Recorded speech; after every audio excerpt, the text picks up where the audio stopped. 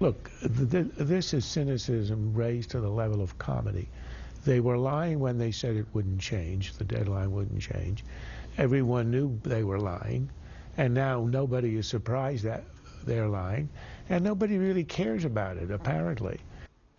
There you have Charles Krauthammer saying the White House is being deliberately dishonest with its latest delay in Obamacare. This is anxious Democrats with eyes on the polls set to come out with a bill to fix the new health care law. Joe Trippi, former Howard Dean campaign manager and Fox News contributor, joins us, along with Chris Wilson, a GOP consultant and former executive director of the Texas Republican Party. Gentlemen, thank you for joining us.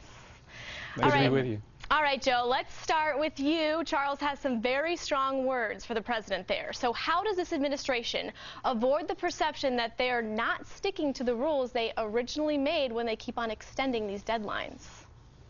Well, I don't think they're going to avoid that. I mean, clearly changing the date from March 31st to April 15th is a change and something they said they weren't going to do. But in the end, I don't really think there's a big political consequence to the deadline, to changing the date it closes for 15 days. I don't think there's going to be significantly that more people who sign up, or I mean, on the good or the bad side, people who hate it are going to keep hating Obamacare. The people who love it are going to love it. And numbers have been pretty baked in the cake for a while now on both sides, with the majority of people having problems with the law. So I'm not trying to push that aside. There are going to be problems in these races, but I don't think this change of the date is going to matter very much. Chris, do you agree with that? Do you think that it's really not that big of a deal that they keep changing the date? Don't you think they should stick to a deadline? That's pretty important. Yeah, of course I do. And I would disagree that the numbers are baked in the cake. I think what you see is the American people becoming more and more against it. The interesting development I've noticed as a pollster is it's not just the American people in general, but you have specific subgroups. And to point one out, Hispanics in a lot of key states now are now a majority against Obamacare, where it was one group that actually supported it pretty strongly. And I think Obama and the Democrats with this law are going to be the best gift Republicans could have received in terms of proving that the fool's gold of government doesn't actually pay off. And by trying to pass a law like this, it actually makes things worse. And so you're going to see not just are Democrats running scared for the elections, but for the long term, because this core constituency that had started to vote very strongly Democrat is now starting to move back because of one key issue, and that's Obamacare.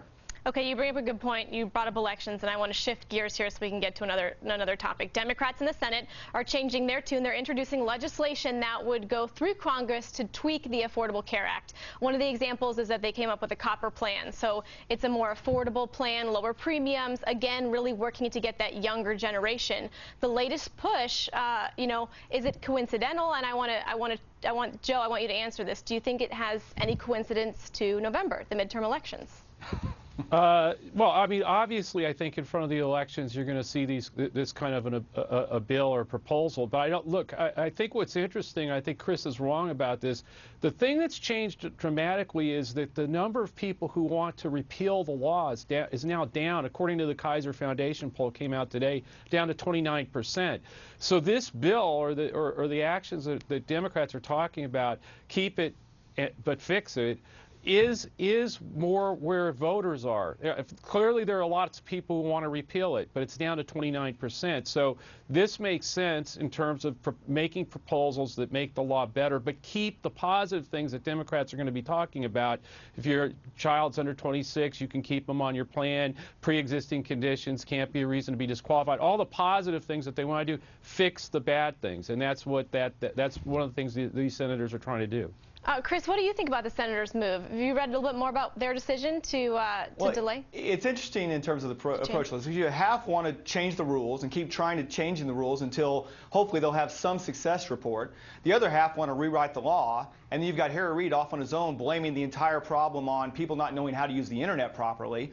When it gets down to it and looking at the individual feelings about changing the plan or repealing the plan, the fact is things are just going to get worse. People really have not felt the full effect of insurance rates rising. They haven't felt the full effect of losing their doctors. They haven't felt the full effect of their insurance plan completely going away. And so as that becomes more and more of an issue, and we see that really as Obamacare is fully implemented, we see more and more people losing their plan, losing their doctor, their rates going up. I think you're just going to see these numbers get worse and worse. And the interesting part about that, it all keeps happening as we get closer to the November elections. All right, final word. Do you think that Harry Reid is going to let this type of bill get a vote on the floor? Chris, Joe, both of you guys? I don't think anybody has an idea of how that's going to go down or whether he's going to allow it. I wouldn't hazard a guess. Chris? Yeah, he has just become so unpredictable. But the thing is Harry Reid is going to have to fight his own constituency here. He has too many Democrat members who are up for re-election that are now running scared on this law. And I think because of that, he's going to have a revolt if he doesn't allow it to come for a vote. All right, gentlemen, thank you. Chris, Joe, appreciate it. Thanks, Elizabeth. By the way, cupcakes are not $15 in New York. It was exaggeration. Oh, exaggeration station over